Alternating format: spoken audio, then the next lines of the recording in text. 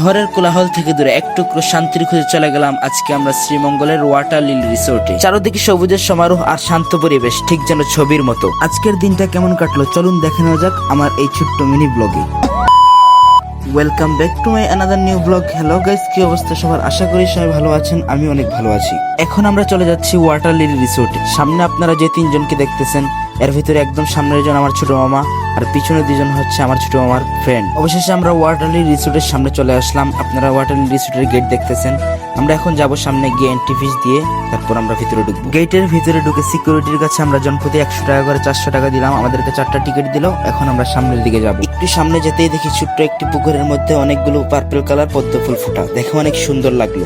এখানে দেখেন আমার মামার সাথে একজন বেবি স্লিপার যেটার ভিতরে উঠে পড়েছে উনি চলার জন্য। তারপর সবাই ফটোশুট করা নিয়ে ব্যস্ত হয়ে গেল, আর আমি আমার ভিডিও করছি। তারপর আমার মামার সাথে একজন বলে ওনাকে একটা ভিডিও করে দিতে, তারপর আমি নর্মালি একটা ভিডিও করে দিলাম। তারপর পাপ্পু মামা বলছে ওনাকে ছবি তুলে দিতে, আর আমি ওনাকে ছবি তোলার কথা বলে ভিডিও করছি। তারপর একটু সামনে যেতে দেখি একটি বড় গাছের নিচে একটি সুন্দর বসার জায়গা। এখানে একজন ব্যক্তি বসে রয়েছে, তাই আমরা আর এখন বসলাম না। আর এইদিকে দেখেন ফটোশুট করছে আমার ছোট মামা, পিক তুলে দিচ্ছে এখানে পাপ্পু মামা। সামনের দিকে যেতেই দেখে এখানে অনেকগুলো ঘর। তারপর জিজ্ঞাসা করলাম, বলে রুম প্রতি ভাড়া এক রাত 5000 টাকা। তারপর এখানে দেখেন একজন বড় ভাই এখানে গিম্বল দিয়ে ভিডিও করছে, উনি হয়তো কোনো ব্লগার, তাই জন্য ভিডিও করে ক্লিপ নিচ্ছে। সামনে যেতেই দেখে এখানে কিছু ভাইয়েরা ফটোশুট করছে। তারপর আমরা একটু সামনের দিকে গেলাম। তারপর দেখেন এখানে পাপ্পু মামা ভিডিও বানাচ্ছে আর ফটোশুট নিয়ে ব্যস্ত হয়ে গেছে। আর এই যে এই জায়গার ভিউটা আপনারাই দেখেন, পাখির কিচির মিচির আর কোলাহল মুক্ত পরিবেশ।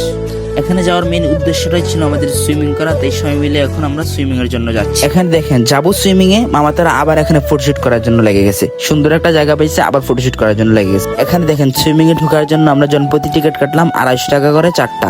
তারপর আমরা টিকিট নিয়ে ভিতরে ঢুকে গেলাম। ঢুকে দেখি এখানে অনেক মানুষ গোসল করতেছে। তারপর আমরা আমাদের কাপড় চেঞ্জ করে আমরাও চলে গেলাম সুইমিং। তারপর এখানে দেখেন আমার ছোট মামা পানিতে নেমে গেছে, সৌরভ মামা নেমে গেছে, আর পাপ্পু মামা আমার পকেটে মোবাইল ভরে দিচ্ছে, যেমন আমি পানিতেই নামবো না।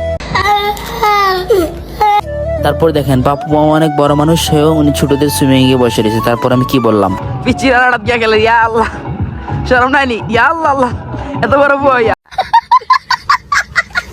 তারপর এখানে দেখেন সৌরভ মামা পানিতে লাফ দিচ্ছে, ফাল দিয়ে পড়ছে। আমরা তাকিয়ে তাকিয়ে দেখছি, কারণ আমরা তো সাঁতার পারি না।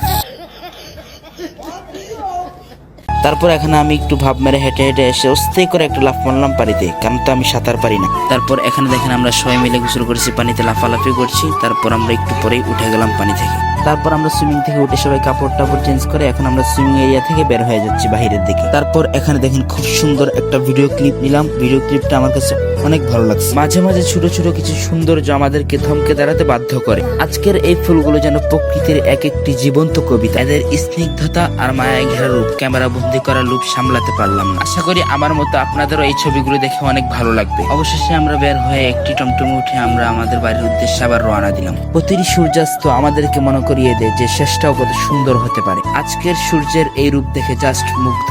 প্রকৃতির কি অপরূপ সৃষ্টি।